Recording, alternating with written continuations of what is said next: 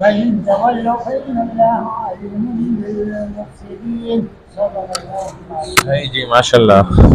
بسم اللہ الرحمن الرحیم. تلک الرسل تیسرا پارہ سورہ آل عمران، تیسری صورت ہے قرآن کی. اس کا آج رکو نمبر 13 اور 14 تلاوت کر لیا. اب اس کا ہم ترجمہ تفسیر دیکھ لیتے ہیں. وَإِذْ قَالَتِ الْمَلَائِكَةُ يَا مَرْيَمُ إِنَّ اللَّهَ اصْطَفَاكِ وَطَهَّرَكِ وَاصْطَفَاكِ عَلَى نِسَاءِ الْعَالَمِينَ. پھر وہ وقت آیا، یعنی کہ اس وقت کو بھی یاد کریں کہ جب فرشتوں نے آ کر کہا کہ اے مریم، بے شک اللہ نے آپ کو چن کر پاک کر دیا اور سارے جہاں کی عورتوں میں سے آپ کو ترجیح دے کر نہ دین کی خدمت کے لیے، محنت کے لیے منتخب کر لیا، چن لیا. وصطفیٰ کا استفا مصطفیٰ، اس کا معنی کیا ہے کہ چن لینا. ٹھیک ہے نا. نبی سارے کے سارے اللہ نے چنے، صحابہ سارے کے سارے چنے گئے، چن کر سارے انسانیت میں سے جو اچھے تھے. یا مریم اقنتی لربکی واسجدی وارکعی مع الراکعین. اے مریم علیہ السلام، آپ اپنے رب کی اطاعت کریں، سجدہ کریں اور رکوع کرنے والوں کے ساتھ رکوع کریں. رکوع کرنا یہ نشانی ہے نماز پڑھنے والوں کی، یعنی کہ نماز پڑھنے والوں کے ساتھ گویا آپ نماز پڑھیں. تو خواتین ظاہر ہے گھر میں ایک ساتھ ہی وقت ہوتا ہے، سب ساتھ ہی نماز پڑھ لی ہوتی ہیں، ٹھیک ہے، جڑ کر. جماعت نہیں کرتی، لیکن یہ ہے کہ ساتھ ضرور پڑھتی ہیں. ذالک من انباء الغیب نوحیہ الیک. اور تراویح کی جماعت تو کر سکتی ہیں، وہ تو افضل ہے. جیسے محلے کی چند خواتین جو قریب گھر والی ہیں، 2-4 حافظہ ہیں، جڑ کر انہوں نے اس طرح ترتیب بنا لی کہ قرآن پورا ہو گیا. ٹھیک ہے، کیونکہ ان کے معاملات ذرا ایسے ہیں، تو کم از کم جو ہے 3 یا 4 ہوں تاکہ پڑھا سکیں. باقی پھر بیٹھ کر سنیں گی اگر ان کے جو ہے بیماری آ گئی یا کوئی ایسی صورت ہو گئی. ذالک من انباء الغیب نوحیہ الیک. یہ غیب کی کچھ خبریں ہیں جو ہم آپ کو وحی کے ذریعے بتلا رہے ہیں. وما كنت لديهم اذ يلقون اقلامهم ايهم يكفل مريم وما كنت لديهم اذ يختصمون. آپ اس وقت ان کے پاس نہیں تھے جس وقت وہ اپنے قلم قرآن دازی کے اس سے جو ہے نا ڈال رہے تھے. ظاہر ہے انہوں نے اس سے لکھ کر ہی قرآن دازی کی جاتی ہے کہ ان میں سے جو ہے نا ایہم یکفل مریم، کہ ان میں سے کون مریم کی دیکھ بھال کرے گا. وما کنت لدیہم اذ یختصمون. اور اس وقت بھی آپ ان کے پاس نہیں تھے جب وہ اس خدمت کے لیے جھگڑا کر رہے تھے. اذ قالت الملائکۃ یا مریم ان اللہ یبشرک بکلمۃ منہ اسمہ المسیح عیسی ابن مریم وجیہا فی الدنیا والآخرہ ومن المقربین. جب فرشتوں نے کہا ہے مریم علیہ السلام، اللہ آپ کو اپنے ایک کلمہ، یعنی کہ ایک نشانی، گویا وہ لڑکے کی خوشخبری ہے، دیتے ہیں جس کا نام مسیح عیسی ابن مریم ہوگا، جو دنیا و آخرت دونوں میں عزت والا ہوگا، اور وہ اللہ تعالیٰ کے مقرب بندوں میں سے. وَيُكَلِّمُ النَّاسَ فِي الْمَهْدِ وَكَهْلًا وَمِنَ الصَّالِحِينَ. وہ بچپن ماں کی گود میں ہی لوگوں سے بات کرے گا. اور یہ ہوا تھا جب مریم علیہ السلام ان کو لے کر آئیں، ہاں، تو گاؤں والوں نے اب یہی کئی سوالات کرے، تو مریم علیہ السلام کیا ہوئی؟ بالکل سکوت کے ساتھ خاموش، کوئی جواب نہیں، جیسے چپ کر روزہ رکھا ہو. اور دودھ پیتا بچہ حضرت عیسیٰ علیہ السلام بول پڑے، اور ایسے زبردست بولے، ایسے جواب دیے کہ لوگ پہلے تو حیران ہو گئے، ان کو یہی یقین نہیں آیا کہ اتنا سا بچہ گود کا کیسے بات کر رہا ہے. تو اللہ نے دیکھیں نشانیاں بتا دی ہیں، جو دنیا آخرت دونوں میں عزت والا ہے، بچپن سے بات کرنے والا ہے اور بڑھاپے میں بھی، اور وہ نیک لوگوں میں سے ہوگا. قالت رب انا یکون لی ولد ولم یمسسنی بشر. تو یہ کیسے ہوگا؟ اب وہ حیرانگی والی بات ہے. مریم علیہ السلام نے فرمایا اے میرے رب، مجھے تو کسی انسان نے چھوا بھی نہیں، پھر میرے ہاں لڑکا کیسے ہو جائے گا؟ قال فرمایا گیا کذالک اللہ یخلق ما یشاء. فرشتے نے کہا کہ اسی طرح اللہ جو چاہے پیدا کرتے ہیں، جو اللہ چاہتے ہیں وہ کر سکتے ہیں. اذا قضى امرا فانما يقول له كن فيكون. جب وہ کسی کام کو اللہ کرنا چاہتے ہیں پھر اس کو کوئی روک تھوڑی سکتا ہے، وہ تو صرف یہ کہتے ہیں کہ ہو جا تو وہ ہو جاتا ہے.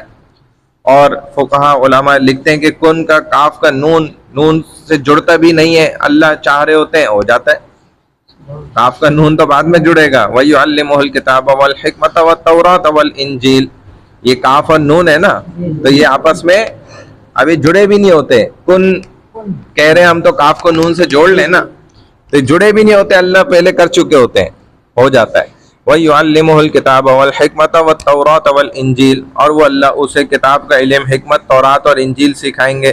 وَرَسُولًا إِلَى بَنِي إِسْرَائِيلَ انی قد جئتکم بآیۃ من ربکم، اور وہ بنی اسرائیل کی طرف رسول ہوں گے اور انہیں کہیں گے کہ بے شک گزرا تھا، آپ کو وہاں بھی بتایا تھا کہ نبی نے ظاہر اپنی پختگی کے لیے یہ بات ذکر فرمائی، ٹھیک ہے نا، کہ میرا یقین پختہ ہو جائے تو مٹی سے پرندہ جیسی شکل کا مجسمہ بناؤں گا، پھر اس میں پھونک ماروں گا تو وہ اللہ کے حکم سے کیا ہو جائے گا، پرندہ بن جائے گا، اس میں حیات آ جائے گی، زندگی آ جائے گی.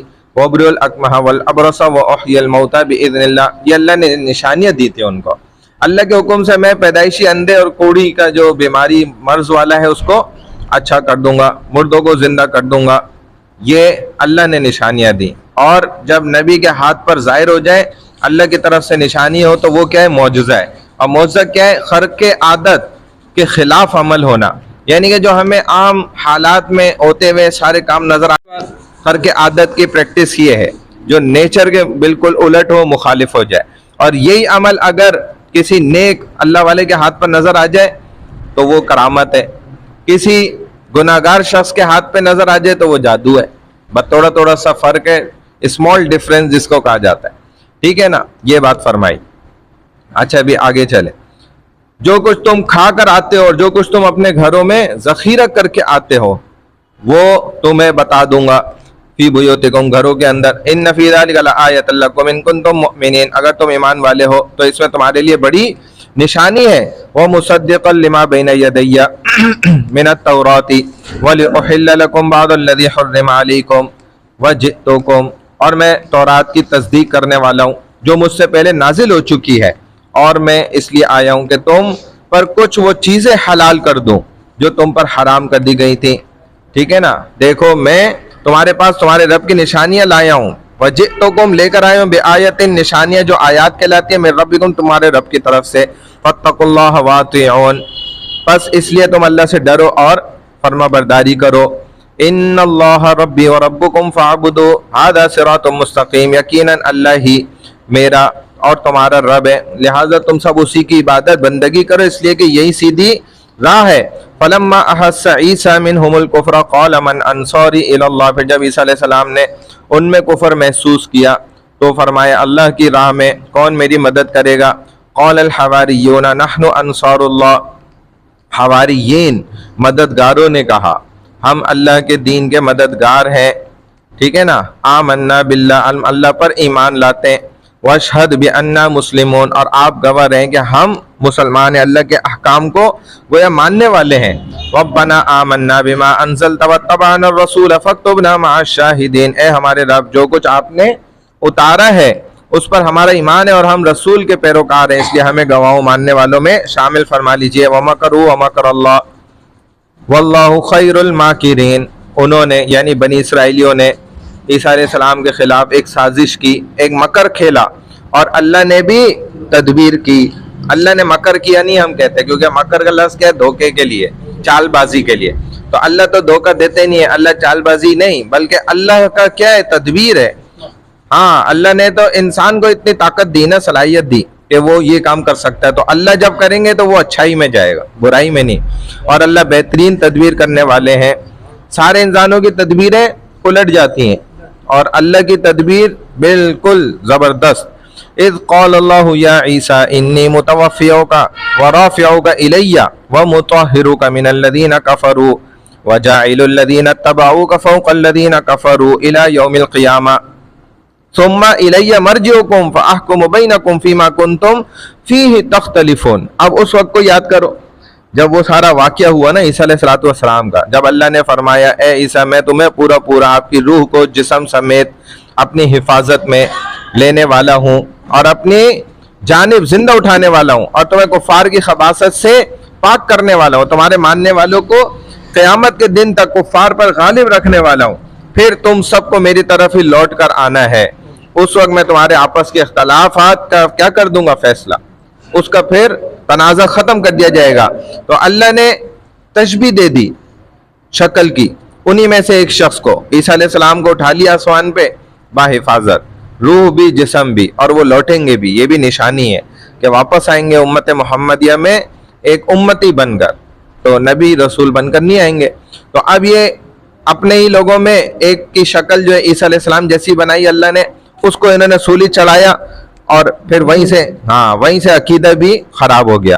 فَأَمَّا الَّذِينَ كَفَرُوا فَأُعَذِّبُهُمْ عَذَابًا شَدِيدًا فِي الدُّنْيَا وَالْآخِرَةِ وَمَا لَهُم مِّن نَّاصِرِينَ، بس جنہوں نے کفر اختیار کیا میں انہیں دنیا میں بھی اور آخرت میں بھی سخت عذاب دوں گا، اور ان کی کوئی بھی مددگاری نہیں ہوگی، ان کے ساتھ کوئی مدد نہیں کی جائے گی۔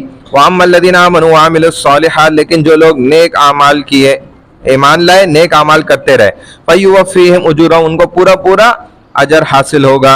وَاللَّهُ لَا يُحِبُّ الظَّالِمِينَ، اللہ تو ظالموں کو ہرگز پسند نہیں فرماتے۔ ذَلِكَ نَتْلُوهُ عَلَيْكَ مِنَ الْآيَاتِ وَالذِّكْرِ الْحَكِيمِ، یہ وہ آیات ہیں جو ہم آپ کو پڑھ کر سنا رہے ہیں، جو حکمت والی ہیں، حکمت سے بھری ہیں، نصیحت ہے ان کے اندر۔ إِنَّ مَثَلَ عِيسَىٰ عِندَ اللَّهِ كَمَثَلِ آدَمَ، اچھا یہ جو ایک اعتراض ان کی طرف سے آتا ہے نا کہ بھئی عیسیٰ علیہ السلام خدا کے بیٹے ہیں، رب ان کا جو ہے والد ہے، مریم جو ہے وہ رب کی اہلیہ ہے، وائف ہے، بیوی ہے۔ اب یہ کیا کہتے ہیں بھئی، بڑی بات یہ ہے کہ چونکہ وہ بغیر والد کے پیدا ہوئے، یہ ان کی دلیل ہے۔ ہم عیسیٰ کو کیوں اتنا روح الپرور مانتے ہیں، اتنا بڑا مقام کیوں دیتے ہیں؟ وجہ یہ کہ عیسیٰ کون ہے؟ بغیر والد کے پیدا ہوئے ہیں، تو یہ کمال کی بات ہے۔ اگر یہی اصول ہے، دلیل ہے ان کی، تو ہمارے پاس بھی دلیل ہے۔ ہم کہتے ہیں بھائی کہ پھر تو آپ کو بڑا جو ہے عیسیٰ علیہ السلام سے زیادہ آدم علیہ السلام کو ماننا چاہیے، کیونکہ آدم کی تو علیہ السلام کی نہ والد ہے نہ والدہ ہے۔ اگر یہی دلیل ہے کہ جس کا باپ نہیں ہوتا وہ بڑا مرتبہ ہوتا ہے ان کا، اللہ نے روح ڈالی ہے تو اللہ نے تو آدم علیہ السلام میں بھی ڈالی ہے، تو آدم علیہ السلام کے تو والد بھی نہیں ہے اور والدہ بھی، دونوں ہی نہیں ہے، تو درجے میں تو وہ بڑے ہوئے، آپ پھر ان کی پوجا کرتے، ان کو بڑا مناتے، اپنا عیسیٰ کو کیوں بڑا منایا؟ اور عیسیٰ علیہ السلام سے تو اللہ خود پوچھیں گے، نبی علیہ السلام نے پہلے جواب بتا دیا، پوچھا جائے گا، وہ کہیں گے کہ میں نے ان کو یہ پٹی نہیں پڑھائی تھی، خود انہوں نے پڑھی ہے، خود یہ پٹی بنائی ہے میرے بعد، میں نے ان کو یہ تعلیم نہیں دی۔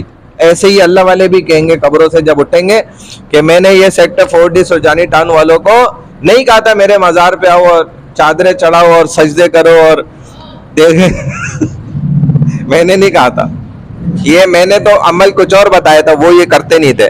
ان مثل عیسیٰ عند اللہ کمثل آدم، یقیناً اللہ کے نزدیک عیسیٰ علیہ السلام کی مثال آدم علیہ السلام جیسی ہے۔ میں نے بتا دیا آپ کو چیز وہ کیا ہے، خلقہ من تراب ثم قال له کن فیکون، کہ اللہ نے انہیں مٹی سے بنایا اور کہا ہو جا، بس وہ ہو گئے۔ الحق من ربکم فلا تکن من الممترین، یہ آپ کے رب کی طرف سے حق ہے، لہذا آپ شک کرنے والوں میں سے نہ ہو۔ فمن حاجک فیہ من بعد ما جاءک من العلم فقل تعالوا ندعو ابناءنا وابناءکم ونساءنا ونساءکم وانفسنا وانفسکم، پھر جو آپ سے آپ کے پاس علم آ جانے کے بعد جھگڑا کرے تو آپ فرما دیں کہ آؤ ہم سب اپنے اپنے بیٹوں، اپنی اپنی عورتوں اور اپنے آپ کو اکٹھا کر کے مباہلہ ایک دوسرے کے خلاف بددعا کر لیتے ہیں، یہ اس کا بہترین علاج ہے۔ فنجعل لعنت اللہ علی الکاذبین، اور پھر جو جھوٹے ہوں گے ان پر اللہ کی لعنت بھیجیں گے۔ یہ مباہلہ ہوتا ہے، یہ آج بھی لوگ کرتے ہیں لیکن انفرادی طور پر، اجتماعی نہیں کرتے۔ وہ کہتے ہیں نا کہ بھئی اللہ کا عذاب مجھ پر ٹوٹ جائے، میں قرآن پر ہاتھ رکھ کے قسم اٹھاتا ہوں، اور جو جھوٹا ہوگا اس کی اللہ زندگی برباد کر دے۔ ٹھیک ہے، یہی چیز اگر اجتماعی طور پر ہو تو یہی مباہلہ ہے، تاکہ حقیقت سامنے آئے۔ ان ھذا لہو القصص الحق، یقیناً مانو یہی سچے واقعات ہیں، اور اللہ کے سوا عبادت کا حقدار کوئی نہیں ہے۔ وما من الہ الا اللہ، مگر اللہ ہی حقدار ہے۔ وان اللہ لہو العزیز الحکیم، بے شک اللہ سب پر غالب ہے، خوب زبردست حکمت والے ہیں۔